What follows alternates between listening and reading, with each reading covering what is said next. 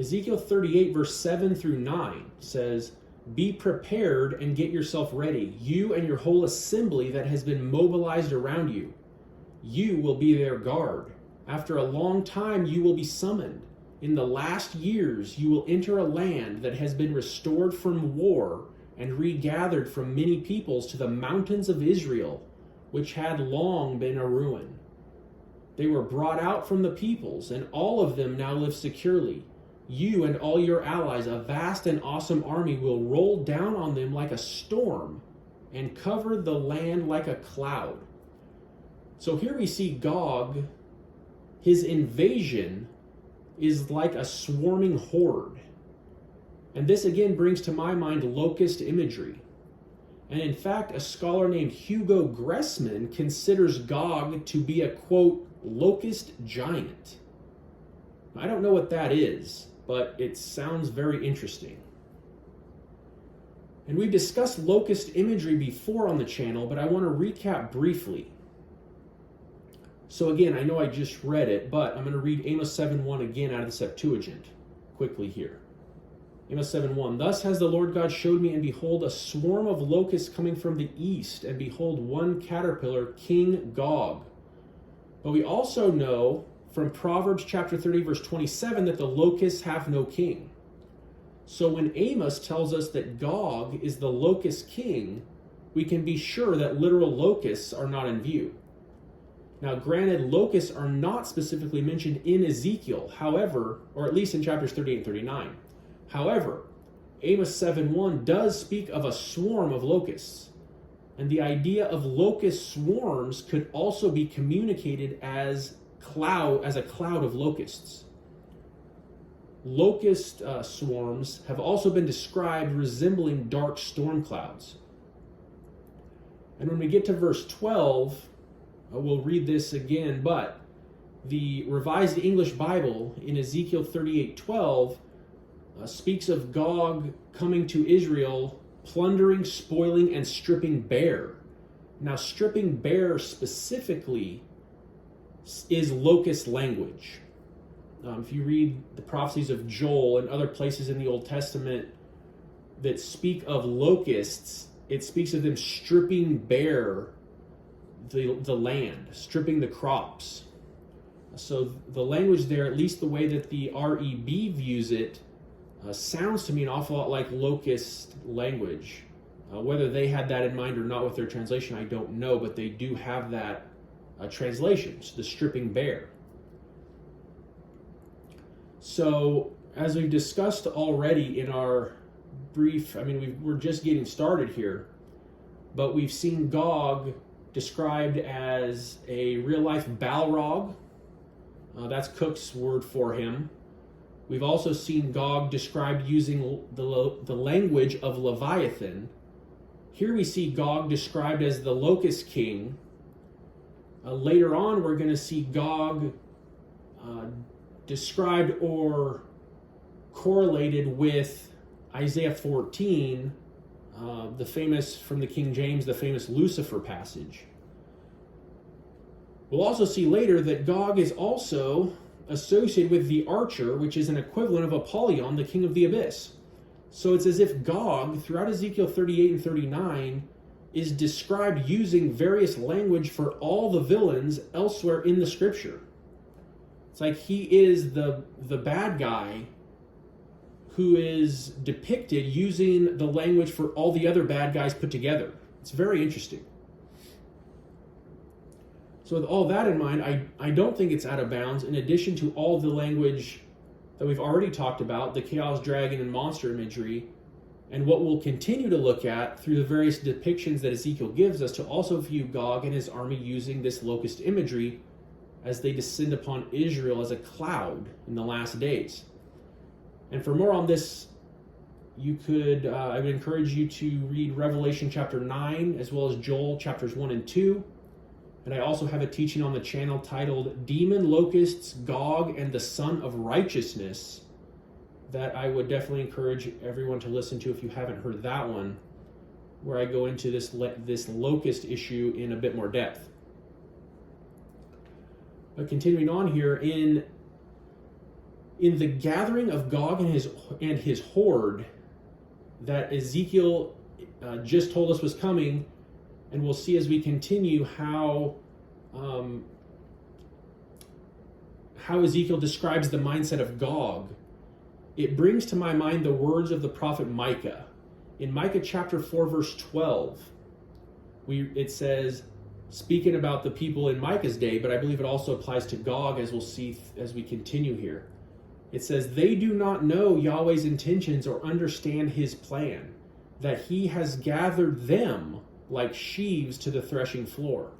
So as we'll see, Gog has his reasons for why he's going to come against Israel. He's going to come for plunder and to gain loot and so forth. But what he doesn't know or understand is that it's Yahweh who has gathered them like sheaves to the threshing floor. In Ezekiel 38, verse 8, we notice the phrase the latter years, that's when this would happen, was in the latter years. And Walter Zimmerly translates that phrase in verse 38:8 as, quote, in the end of the years, end quote. And he also points out that this is the only place in the Old Testament that this exact phrase occurs. So at the end of the years, Gog is dragged out with hooks in the jaws. And in the book of Revelation, it's at the end of the 1,000 years that Satan is released from the abyss. So at the end of the years, Gog is dragged out, and at the end of the years, Satan is released. And both Satan and Gog are named in Revelation chapter 20. That does not seem like a coincidence to me. I think that is significant that we have the phrase the end of the years and the end of the years for both of them, Gog in the Old Testament, Satan in the New. And right here I'm going to insert some comments about Ezekiel chapter 38, verse 16. As I thought it would be better, instead of trying to go strictly chronologically through every verse of Ezekiel 38 and 39, there are a few places when some of the later prophecies that Ezekiel gives us is easier to discuss a little bit out of order. So I think right here will be the place to discuss verse 16. So I'm going to read that and then we'll have a few comments. Ezekiel 38:16 says, you will advance against my people Israel like a cloud covering the land. It will happen in the last days, Gog, that I will bring you against my land so that the nations may know me when I show myself holy through you in their sight. Now right here I have a quote from Cook, another quote from Cook, and he's going to use the phrase inclusio. So I wanted to just briefly describe what an inclusio is. An inclusio is a literary device in which a passage opens and closes with an identical or nearly identical text, also called an envelope structure or bracketing. So now the quote from Cook, he says, an inclusio in the Masoretic text similarly insists that the battle theater is cosmic, not a contained matter of Israel's defense. God's direct address to Gog in the vocative in both verse 3 and verse 16 drives home a focus on God's war with chaos, end quote. And the outcome of this war with chaos is that, as the Septuagint renders the verse, all the nations will know who the true God is. The Masoretic that I read here, it says, so that the nations may know me, but the Septuagint adds the word all there. The Septuagint reads, so that all the nations may know me. This is also reminiscent of God's conflict with the Tyrian Baal on Mount Carmel in the days of Elijah in 2 Kings 18, in which it was a contest that Elijah challenged the prophets of Baal, the 400 prophets of Baal, that whichever God answered by fire, that was the true God. And of course, Yahweh answered with fire, and there was nothing on the other side. So that was another instance in which the people present knew who the true God was. And also, it's reminiscent of Yahweh's conflict with Pharaoh in Exodus chapter 10, which, by the way, also involves a locust swarm. In those instances, the people present heard and recognized who the true God was. And in the case of the Exodus, it also made its way into the promised land because Rahab the harlot and her people had heard what God had done at the Red Sea, at the crossing of the sea.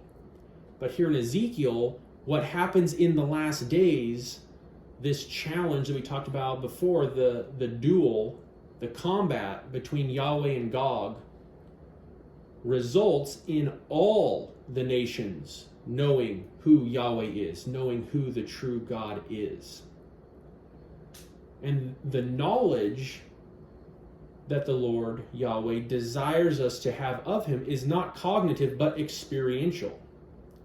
As Cook says, quote, "The goal is for God's people to know, experience viscerally, an intimate holiness that interconnects and transforms them," end quote. And that's what all of us should desire, that all of us should want to know God experientially, to know him viscerally, in an intimate holiness that interconnects and transforms us. And that's the result of what happens here, as we saw in verse 16. All the nations may know me when I show myself holy through you in their sight, an experiential knowledge of who the true God is. And as I mentioned, this will happen in the last days. And again, as Walter Eichrodt says, when discussing this phrase "in the last days," he says, quote, "This shows that the enemy from the north is regarded as a force which has not as yet entered history and is to materialize for the first time in the shape of Gog." Thank you for listening. I'll post the next segment in the study of Ezekiel 38 and 39 in the next video. If you like the content, please like, share, and subscribe to help the channel grow. And here is the list of sources that I've used to compile this study. Thank you. God bless.